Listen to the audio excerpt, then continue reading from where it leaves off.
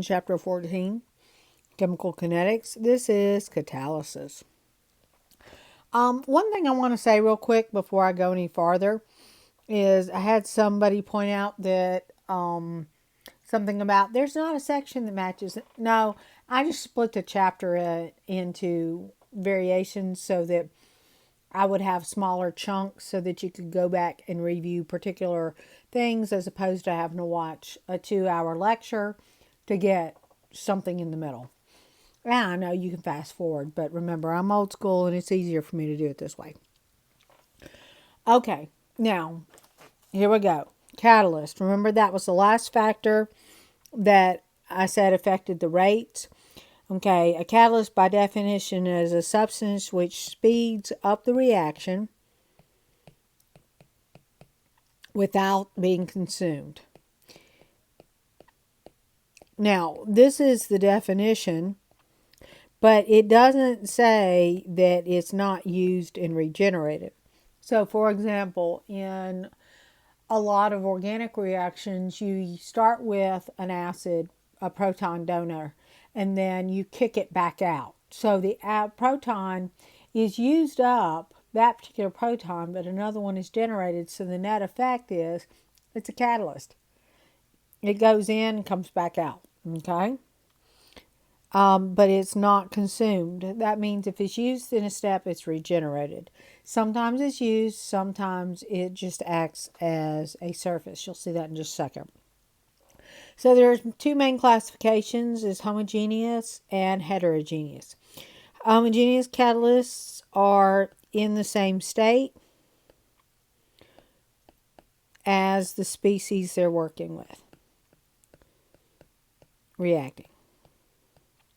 So that means that they're all gases, liquids, solids, aqueous, whatever.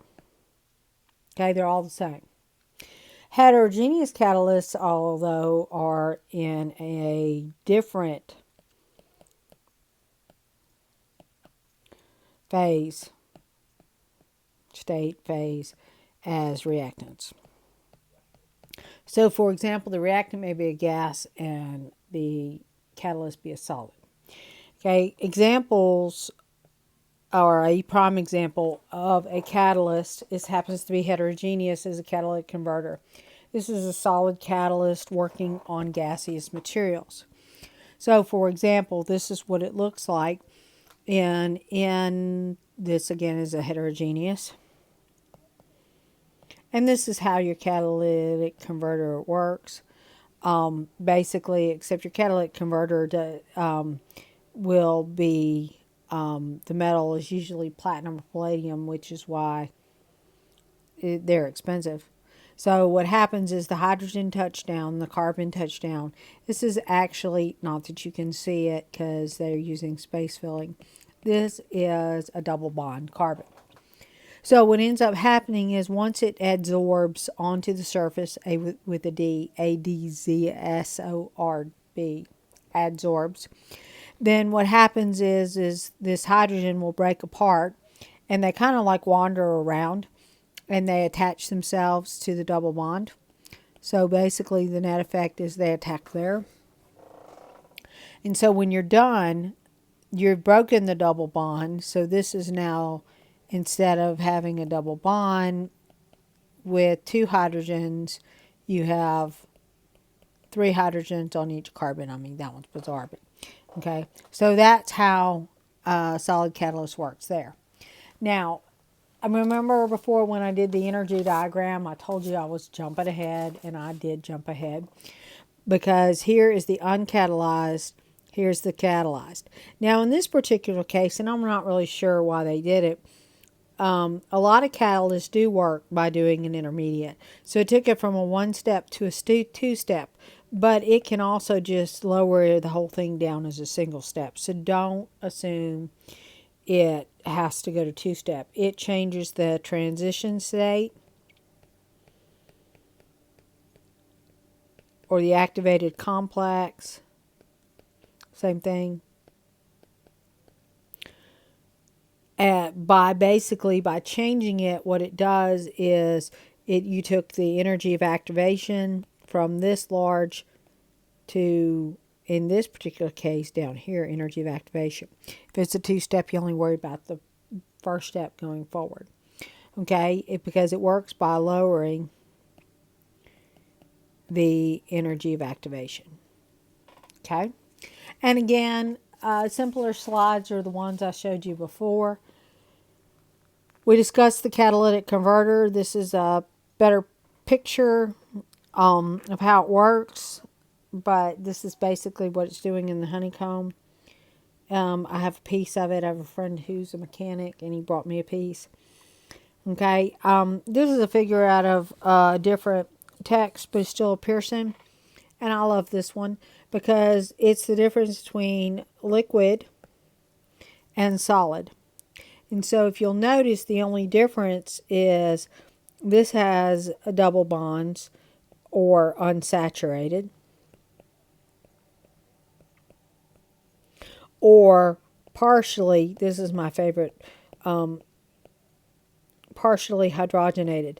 They talk about saturated, hydrogenated, and unsaturated fats, and then when you read the label of the box, it tells you it's hydrogenated or partially hydrogenated. This is solid or saturated. And this saturated and organic here means that it has no multiple bonds. It's strictly got all the hydrogens it can take. And this is fully hydrogenated. But the only difference between the two is a 4-step process involving catalyst. Biological applications.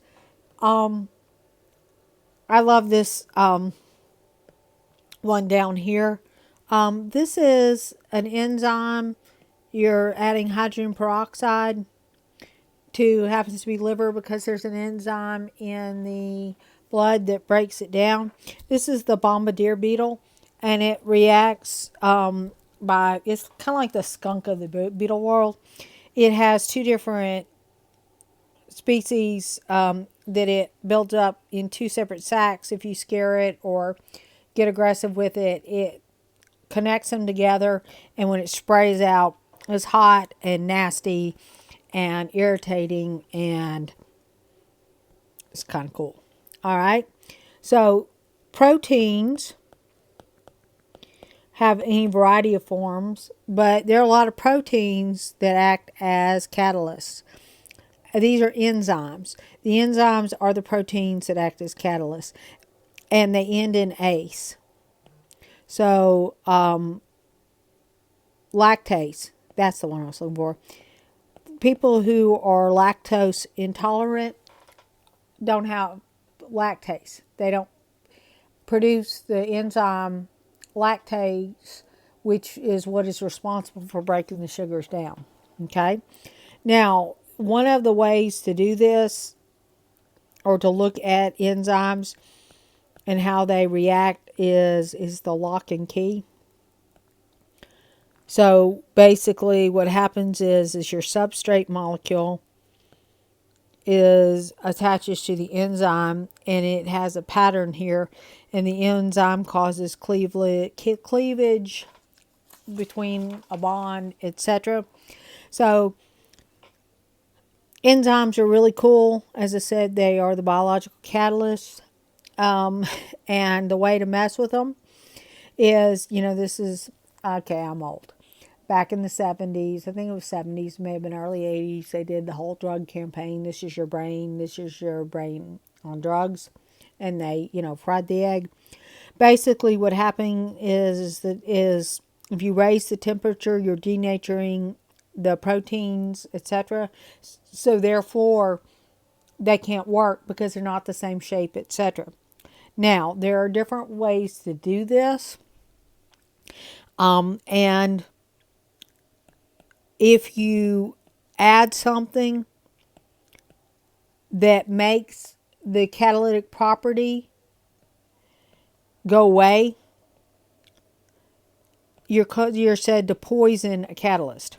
So in this particular case, what happens is we have to have this particular shape for the enzyme to bond.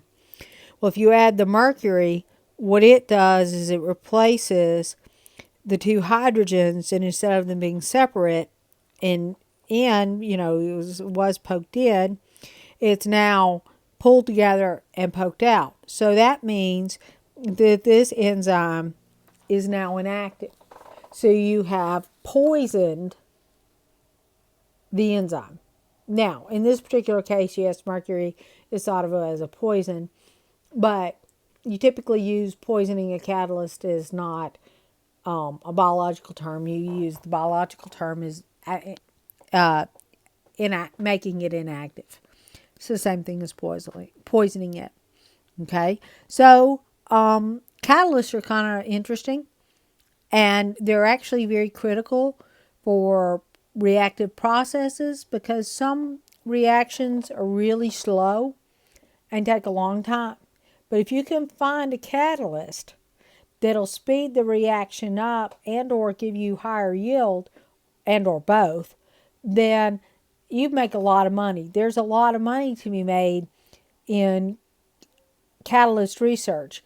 The problem with catalysts is it may work for one reaction, but even if a reaction is real similar, if something changes, size, shape, whatever, that catalyst may not work again for another species. So it's kind of interesting to see what works. Now, nitrogen fixation uses catalyst helps there. So it's actually critical for growing things. And we are done with chapter 14.